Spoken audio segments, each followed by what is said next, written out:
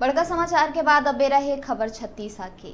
मुंगेली जिला के लोरमी ब्लॉक के रबेली में चलत है रेती खनन के काम पाछू 8 दिन ले चलत है। लोगन के कहना है सरपंच अपन घरेलू काम बर रेती खनवात है। जब सरपंच में बात करें तो ओहा मीडिया के आगू बात करे ले इनकार कर दिस और कहिस के जिन कार्यवाही करवाना है करवा लो, मैं काखरो में नहीं डराऊं। संगे संग एसडीएम और तहसीलदार भी इस मामला में कुछ भी बोले ले इनकार कर दिस।